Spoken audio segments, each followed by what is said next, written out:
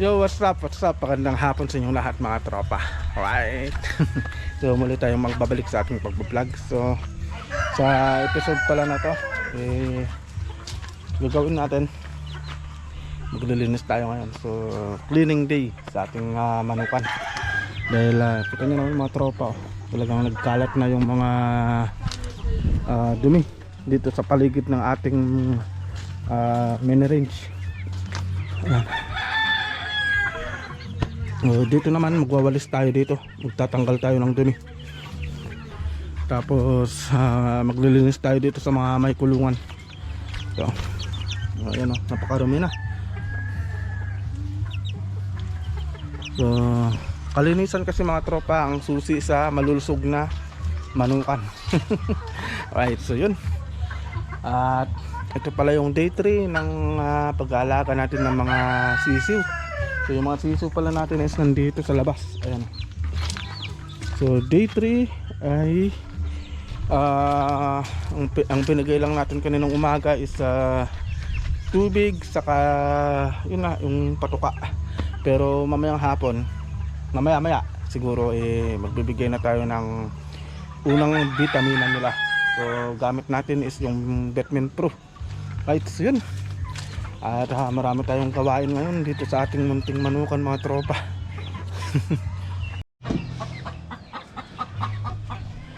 So yun, naisip ko pala mga tropa, paliguan na lang pala itong mga 1 month old natin na mga sisiw. Tamang tama, mayroon tayong pampaligo natin doon na yung feather shine. Sakto na habang nagpapatuyo sila, lilinisan natin tong kulungan. So isabay na natin yung kanilang pagligo. Sakto, hindi naman na masyadong mainit, kaya tama lang na magpaligo tayo sa ganitong oras. Ang mahirap lang ito kung paano sila huliin.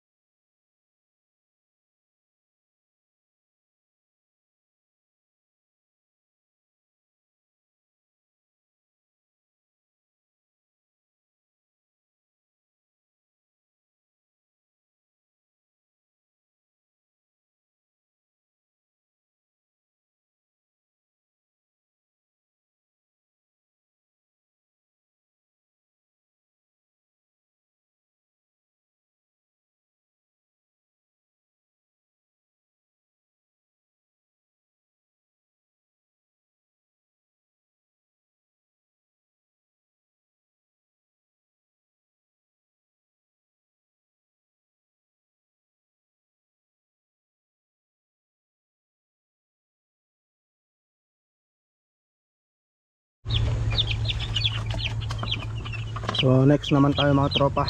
So dito naman tayo ngayon sa mga 3 weeks old natin, running for 1 month old. Ito yung isang 3 weeks natin na lumabas gray.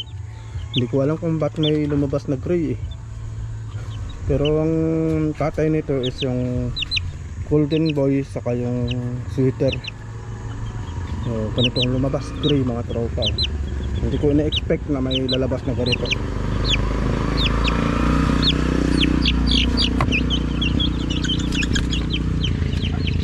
Ito naman yung kanyang kapatid mga tropa.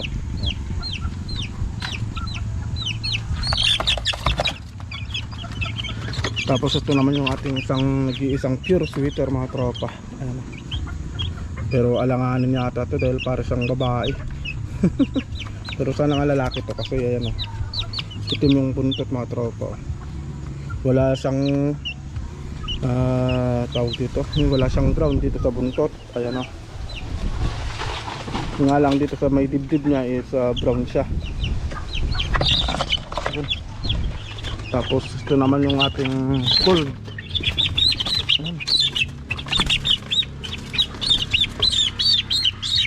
Huli ka. Ayan, ito yung isang gold natin. Ayan, gold yan. Magkakapatid lahat ng mga to.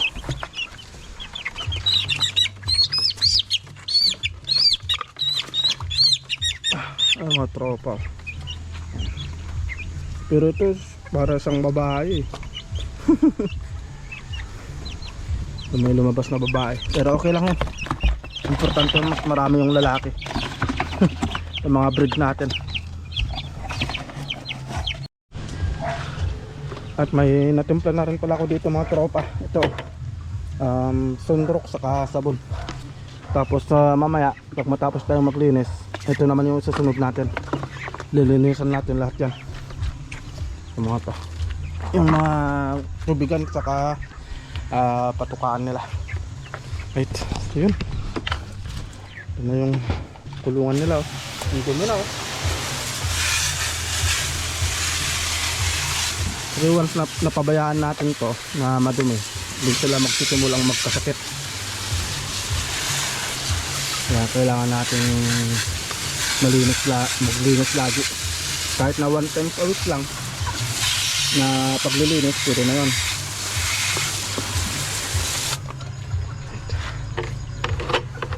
Yung sunrocks saka sabon.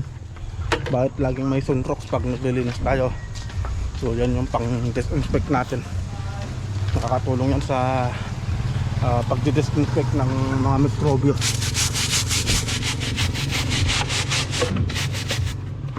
Diba? Gusto mo magkaroon ng problema, mag-breed ka. Kasi dito sa pag-breed, bawal ang tamad sa pagmamanok. Kailangan dapat laging inaasikaso mo lagi yung manukan mo.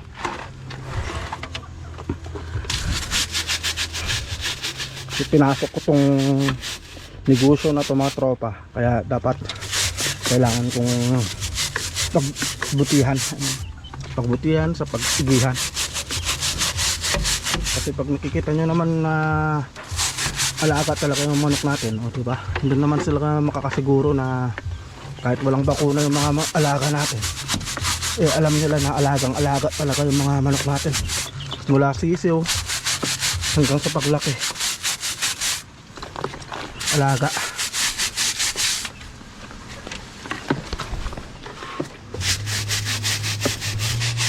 Tapos yun naman natin sa mga malalaking manok natin, eh syempre nandun yung selection talaga. Kailangan natin mag out ng mga manok na hindi maganda ang kinalabasan. So ang tawag doon is selection.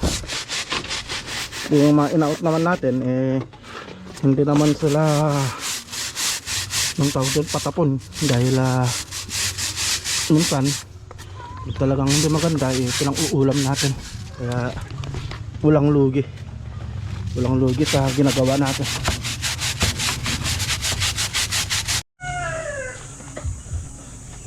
So habang naglilinis pala ako dito mga tropa, eh may isang inahin tayo dun. So naglabas na naman siya ng napakalaking itlog. So tatawag tayo ng rescue. Lai, laka ka muna dito. Tawagin natin yung handler natin. Ayan yung handler natin, oh.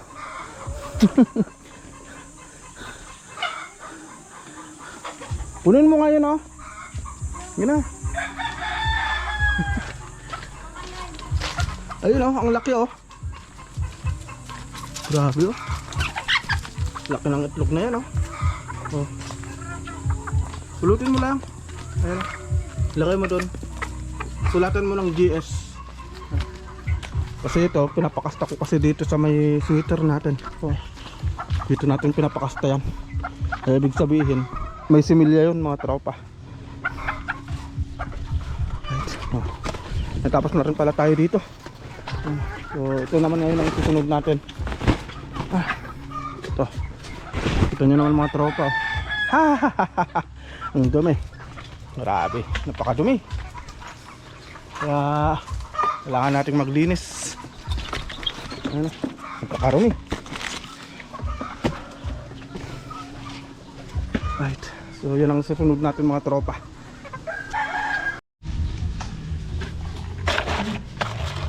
So ito na lang pala yung ginagawa natin mga tropa. So naglilinis na lang tayo ng kanilang tubigan saka yung patukaan nila. So natapos na rin pala tayong maglipat. So yung mga nandito kanina, dito na sila kasi may silong kasi dito. Hindi na tayo mangangamba pag ganun na malakas yung ulan mga tropa, no? So ito pala yung mga napili natin na mga inahin. Yung mga to, ano, isang gray sweater, tapos isang hatch, ay dalawang gray pala, ayun, dalawang gray, tapos dalawang hatch, tapos isang 5K sweater. Ito yung 5K sweater, ayun.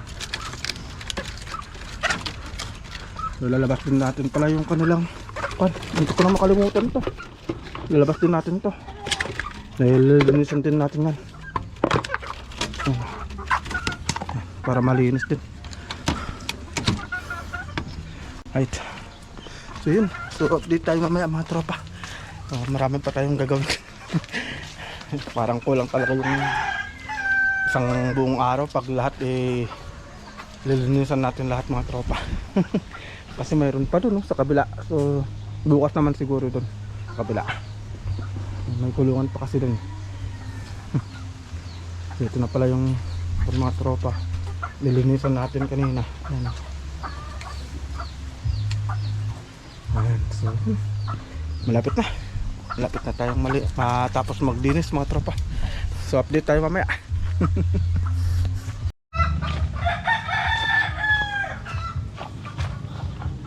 At yun nga mga tropa, natapos na tayo.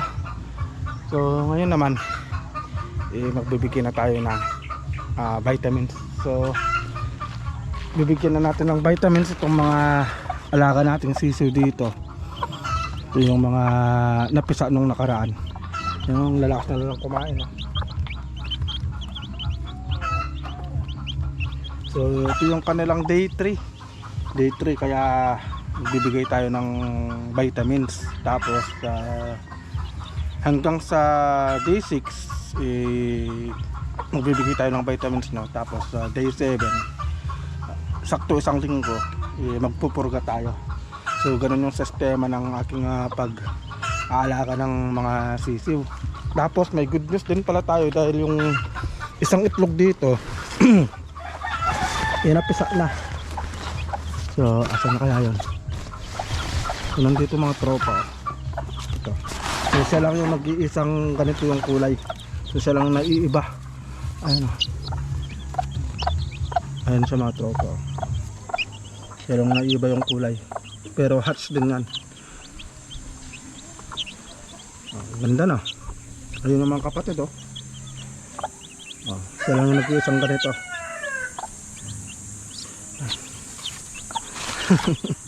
Yun. At magbibigay tayo. So yung gagamitin natin na vitamins is yung Vitamin Pro. So nakabili pala ako kanina mga tropa. Pumunta kasi ako ng bayan.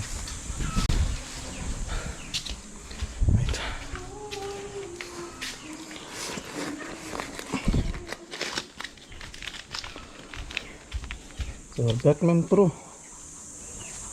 Ayan siya mga tropa. So papakita ko sa inyo kung paano yung kanya, yung timplahan nito. Kasi marami rin yung hindi pa masyadong nakakaalam kung paano magtimpla nito.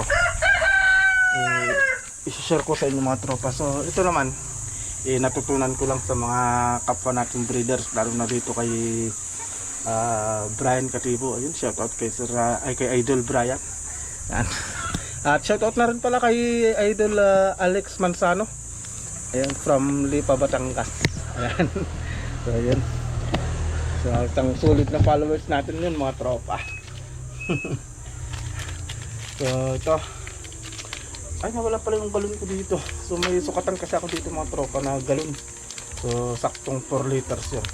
So sa 4 liters may naman instruction naman to, pero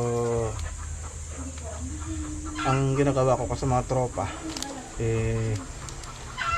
mas punti lang nilalagay ko na Vitamin Pro sa 4 liters kasi ang nakalagay dito is 1 tablespoon 1 teaspoon sa 4 liters ng tubig, pero sa akin kasi mas kunti din. Kasi pag masyadong marami hindi na pag naglaon hindi na tatalab sa katawan nila yung bitmentro, kaya kunti-kunti lang nilalagay natin. Ayan. So siguro sa isang ganito nakakapagtimpla tayo ng mga 5 hanggang 6 na litro ng tubig. Ay, 6 hanggang 5 galon ng tubig pala, sorry. So yun. Ito yung gagamitin natin. Alright, so yun. At paragdagan pala mga tropa, no, sa pagbibigay ng vitamina sa mga manok, sa akin para sa akin 2 oras bago sila kumain din tayo nagbibigay ng vitamina. Kasi tamang tama pagkakain na sila is ayun na-absorb na ng katawan ng manok yung vitamina. Ito pala yung sukatan ko mga tropa na. So yung isang ganito kasi, yung isang sukatan nito saktuhan siya sa 8 liters ng tubig. So ganun yung ginagawa ko. 8 liters, ayan. Saktuhan lang mga tropa.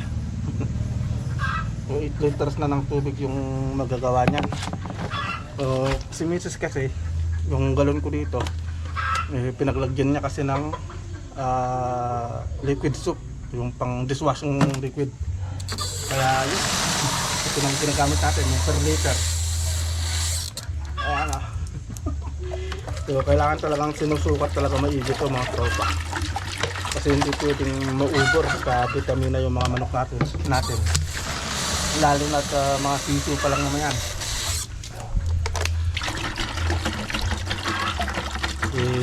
Mahirap na, baka ma-overdoose naman sila sa vitamina.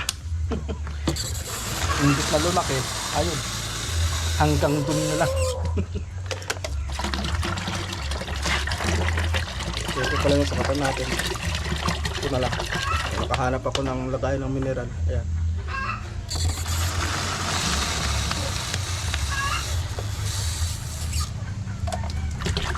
So mamaya magbibigay na tayo ng vitamina mga tropa para sakto. Mamaya mga bandang 5:30 ganyan papakain na rin tayo. Yung oras pala natin alas 3 ng hapon, sakto hanggang alas 5, mga 5:30 ganyan. Pwede na tayo magpakain ng manok. Apat halos ito.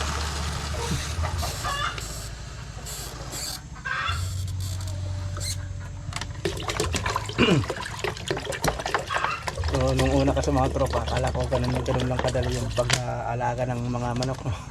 Hindi ko alam. Alam yung problema. Kaya kung gusto nyo magkaroon ng problema sa buhay, mag-breed kayo. Pero okay lang kasi nakaka-enjoy naman. Kahit na sabihin mo araw-araw nagkakaroon ng pagsubok, pero happy naman tayo sa ginagawa natin. Importante yun. Kailangan happy ka sa ginagawa mo.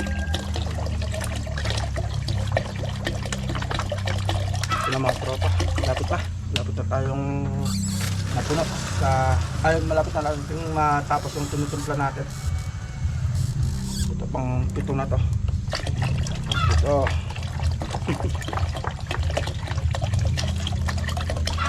bali 2 liters kasi talaga lahat yung 2 galon lagi yung tinitimpla kong vitamina. Kasi ang dami na kasi nating mga manok mga tropa na alaga. Meron pa dito sa likod ko, bali 5 pa yung nandyan, 5 manok pa yung nandyan mga tropa. At so yan, ito na yung tinimpla natin Bitmen Pro. Ayan, so ganyan lang sa kalabnaw. Ayan na. Right, so yun, unahin natin yung mga season natin na day old. Ayan. So 17 nung napisa ko mga to. So 17, 18, 19, may 2 araw pa lang nila. Ay hindi pala, 16, 17, 18, 19. So pangatlong araw pa lang Sorry, nagkamali ako, 16 pala yun. Kahit mga tropa. So yun, Pagkainin lang natin ng vitamins tomato. Buti naman mabait kong nanay. Hindi siya nanunuka eh. Ayun so yun.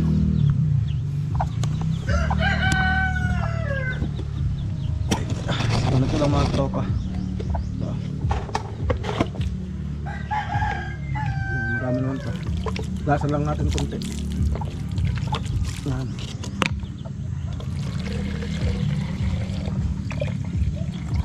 Ganyan lang mga tropa. Ito yun, napakalabnaw. So ganyan lang.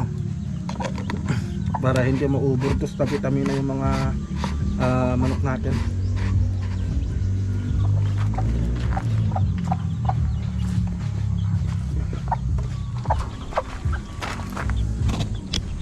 Right mga tropa. So yun. At day 3 ng ating pag-aalaga ng sisiw. Yun. Dito na rin pala yung mga pinaliguan natin kanina mga tropa. Ayan o, tuwang-tuwa na sila. Presko. Ayan. So may problema pala din pala tayo kasi yung dalawa doon kanina, yung puti saka yung isang parang binabae, ayun nakawala. Hindi natin mahuli, pero madali lang yan. Antayin mong magdilim bago natin huliin yan. Right mga tropa, so yun lang yung vlog natin. At kita nyo naman kung ano yung binibigay natin sa mga manok natin from day old, day 1, day 2, day 3. So day 3 ngayon. So yun yung mga binibigay natin. So yan yung mga ginawa natin mga tropa. Dito na yung mga alaga din natin dito. Mga 3-week old running for 1 month. So magwa 1 month pala tomato mga tropa sa next week. Yeah, next week. Ang buwan na tomato. Right, so yun. Yun lang yung vlog natin mga tropa. Salamat sa inyong walang sawang panonood. At lagi nyo isipin, mahal na mahal ko kayo. So huwag nyo sanang kalimutan mag-subscribe sa ating YouTube channel. At i-click yung notification bell para updated kayo lagi sa mga bagong video na i-upload natin kagaya nito. Alright, so see you sa next na vlog natin mga tropa.